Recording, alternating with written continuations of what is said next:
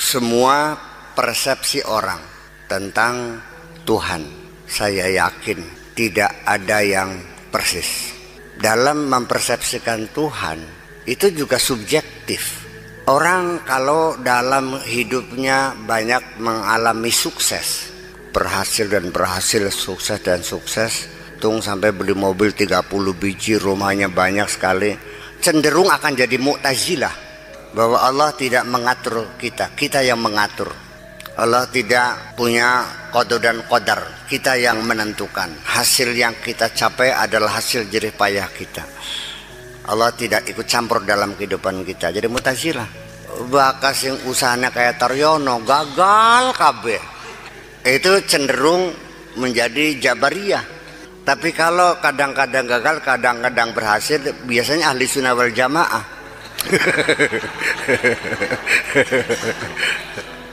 Ya subjektif juga. Itu kan dalam persepsi.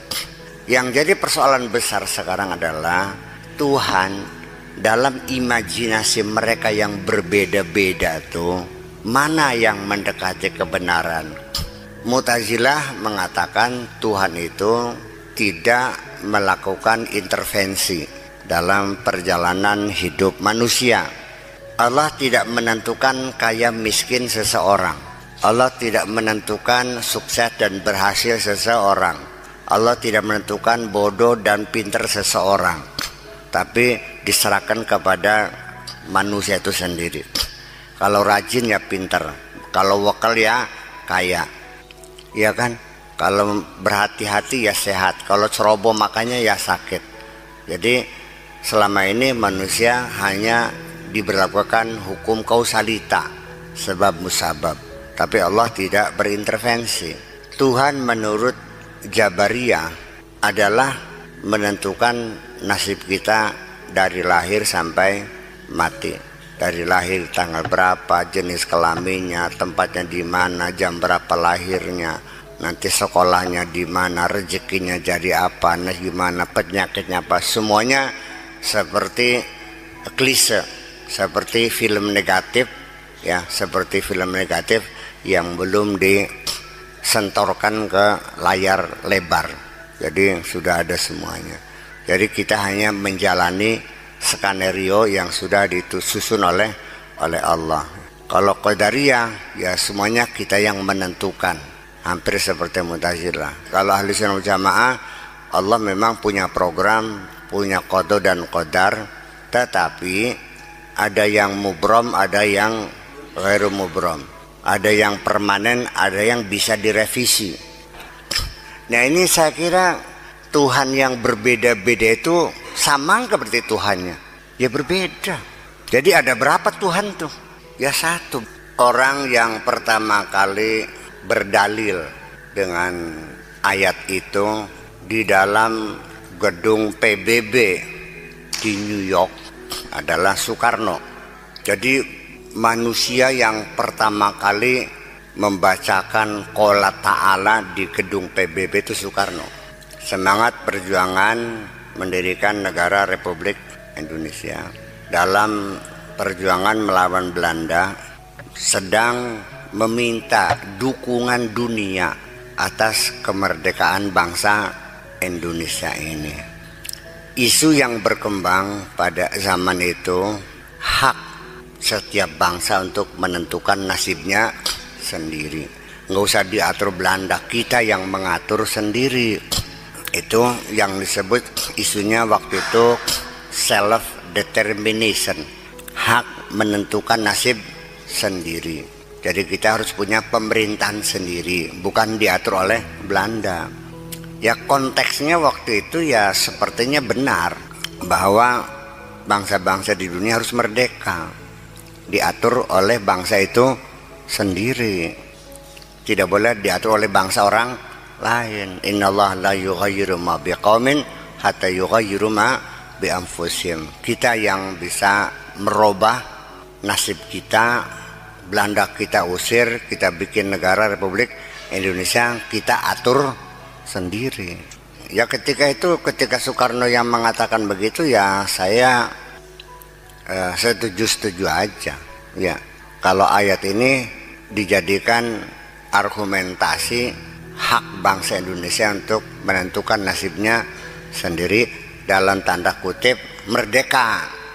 Tetapi ketika ayat itu diartikan bahwa Allah menunggu kita, Allah tidak akan merubah nasib seseorang kecuali orang itu merubah nasibnya sendiri. Artinya bahwa Allah tergantung kepada keinginan kamu, tergantung kamunya merubah enggak. Kalau kamunya pengen robah, Allah merubah. Kalau kamunya tidak, ya Allah tidak. Nah, yang saya tanyakan, sejak kapan Allah bergantung kepada kamu? Kalau makna yang asli ayat itu, maknanya begini, sesuai dengan teks ayat sebelum dan sesudahnya, bahwa Allah tidak akan merubah nasib sesuatu bangsa. Innallaha la yughayyiru ma biqaumin. Kalau Allah menentukan bangsa itu miskin, ya miskinlah dia. Kalau menentukan bangsa itu kaya, kayalah dia. Hatta sekalipun mereka pengen kaya, yang nggak bisa kaya kalau Allah tidak menghendaki kaya. Kalau mereka ingin sehat, tetap aja sakit kalau Allah tidak menghendaki sehat. Jadi yang bisa menentukan merubah nasib bangsa adalah Allah juga.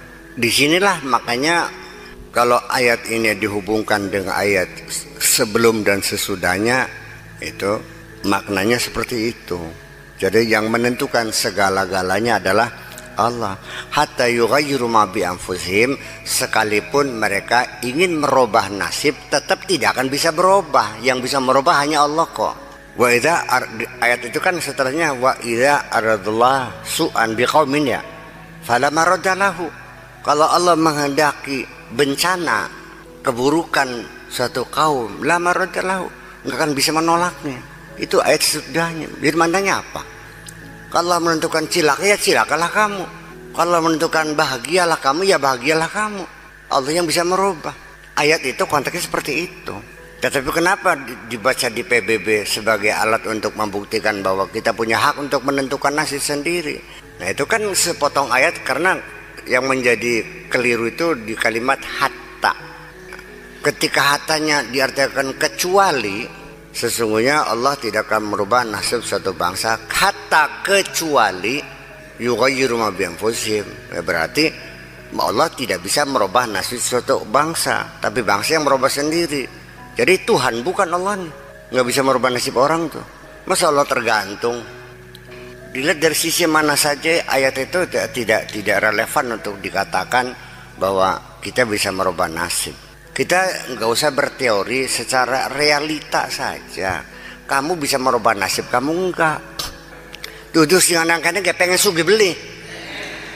Yang buktikanlah, buktikan. Jadi ada nggak takdir tuh? Seperti apa takdirnya Allah tuh? Ya seperti apa?